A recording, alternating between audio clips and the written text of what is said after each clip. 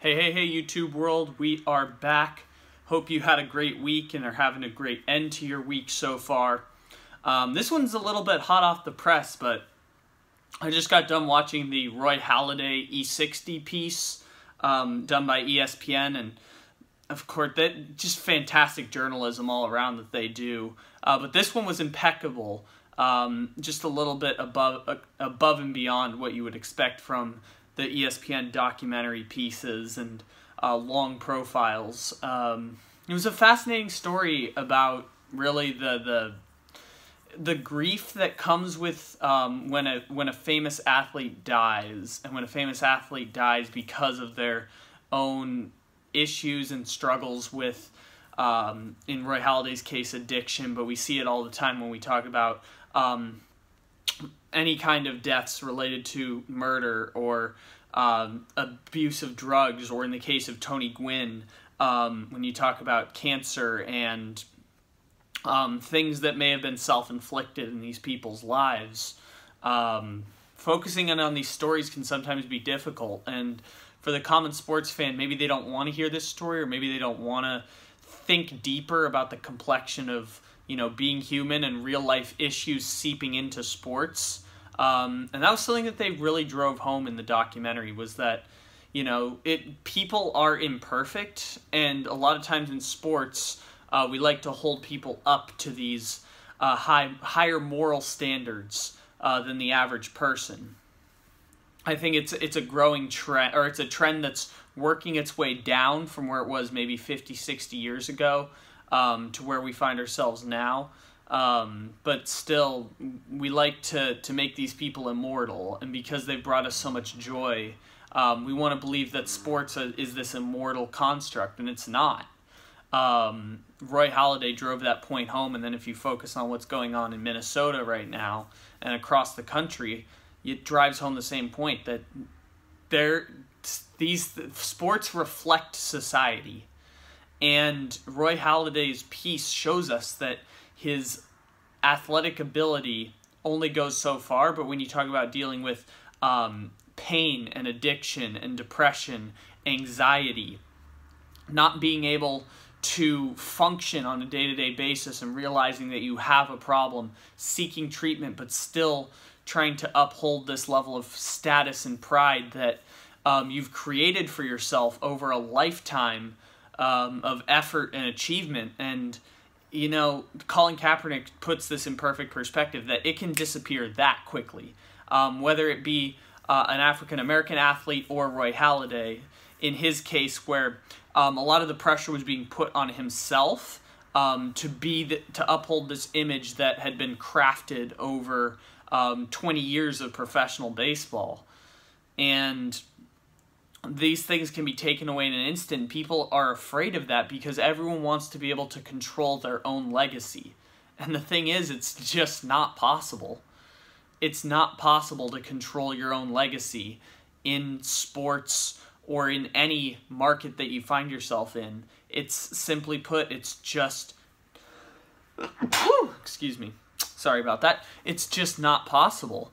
And as we see continuously throughout Roy Halladay's journey and Roy Halladay's life, is that everything that culminates with his inevitable death, and then we find out all the details about his story later on, is that, you can be driven mad in the pursuit of happiness and the pursuit of legacy. And in his case, it required hiding some inner demons that kind of began when his body started to deteriorate, and his life along with it. Because one thing that was really driven home in the documentary was that he didn't have a sense of self outside of baseball. Like, he was what he did for a living. In his own mind, he had no other path in life. He was Roy Halladay, the baseball player. He'd been Roy Halladay, the baseball player, since he was 11 years old.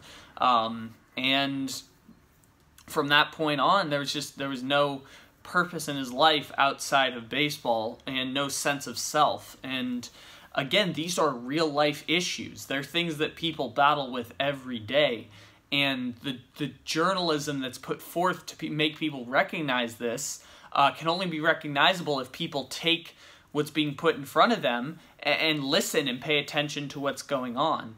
And again, as I say this, I'm reminded of what's going on in Minnesota right now and how that all culminates full circle. Like, if you listen to what people are putting in front of you, it humanizes these aspects instead of putting certain things on a pedestal, or in the case of Minnesota, putting things as a taboo. And in the case of Roy Halladay, that taboo was being able to talk about real life issues, real legitimate issues when it comes to drug addiction and anxiety and depression and mental health, things that the common person, if you aren't experiencing it yourself, you know someone who's going through it, or you know someone who's had their life ruined because of these things.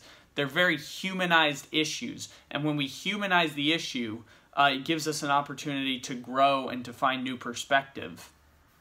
And that's something the Roy Halladay documentary does very well. And it's something that his story does posthumously, unfortunately, is that it humanizes an aspect of a guy that, you know, we didn't know a lot about. And I don't remember a lot of it. I just remember the very end of his career. But hearing that he's like, yeah, this first ballot Hall of Famer, a guy who's going to be a no question one of the all-time greats, A-Rod said in the documentary that he's got to be in your starting rotation when you're building an all-time 25 team. And it's crazy to think about for that guy. And then having that, I know baseball players aren't as well recognizable as other athletes. There was a poll that just came out that said Mike Trout would be recognizable to 42% of Americans. But the overarching point still stands that a Hall of Fame baseball player, one of the greatest baseball players ever, had this story happen. And the idea that people don't really necessarily believe that this is possible, or this story isn't getting crazier coverage, and maybe time will allow for that. Obviously in the baseball community, there's not a lot of emotional complexity that goes along with it. And I know from experience, I see it all the time. I recognize the patterns, even if I'm, not part of the baseball community anymore. Still, as a baseball fan, I can be part of the community in a one in, few million.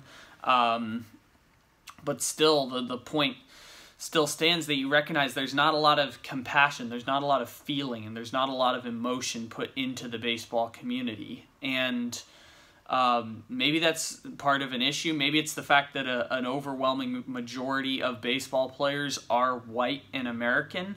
Other than that, or a lot of Latin players come up to the major league level. But again, there's a bit of a cultural barrier that kind of connects. Sometimes it's as simple as a language barrier when it comes to the two most prevalent groups of people in American baseball culture.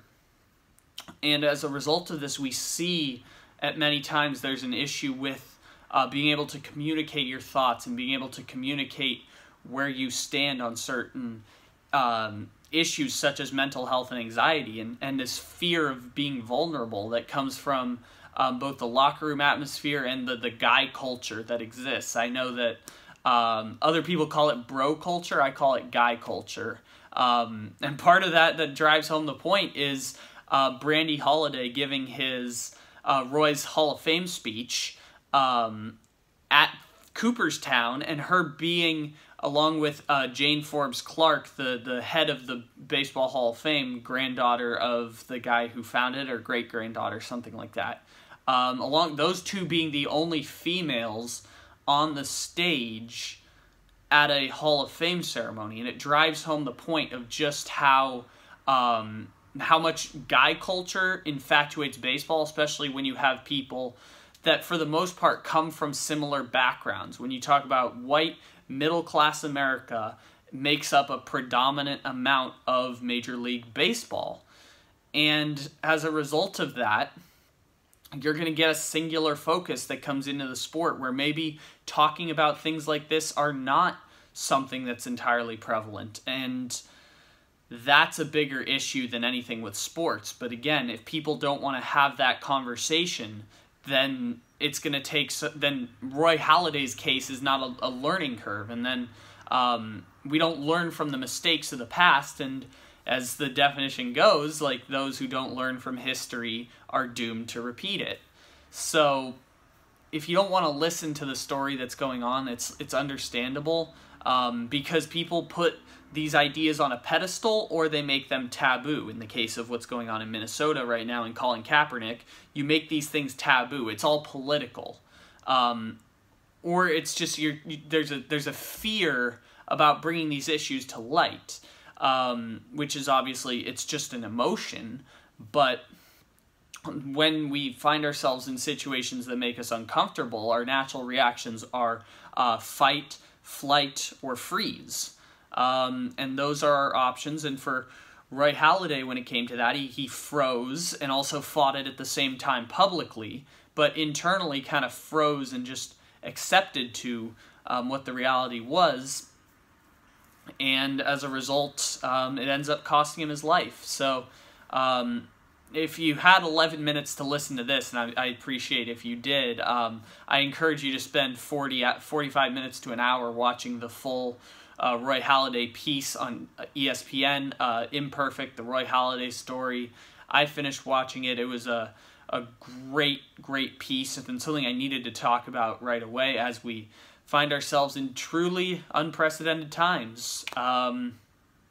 It's important to speak out, because these are humanizing issues, and as much as we like to ignore it, sports do reflect society. It's really, we don't know, well, most people don't know how to explain it, but it's the reason that sports are so great is because sports reflect society. But as a society, we don't like seeing it that way, because saying sports reflect society takes a lot of the lust away from what makes sports great. But I'm telling you right now, that's not what makes sports great. The mythology that we have around it is not what makes sports great. It's just what we put in front to uphold that lust, or that mythology, and uphold that practice that we think brings the greatness out in sports. They reflect society, and these are real humanizing issues that are being discussed all the time, and they absolutely weave their way into the world of sports.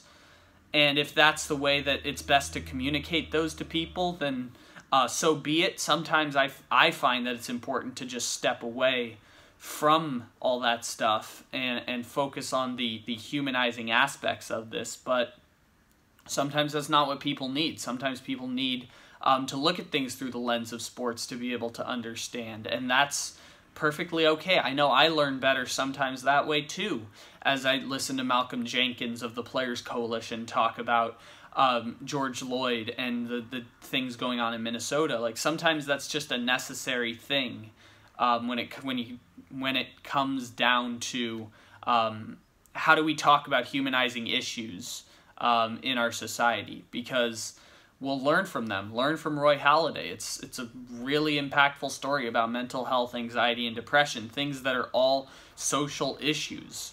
And that's a big part of the story. Focus in on that, and focus in on other social issues, like maybe what's going on in Minnesota right now, if you weren't paying as close attention to it as you were before. It's something that's extremely important as we go forward.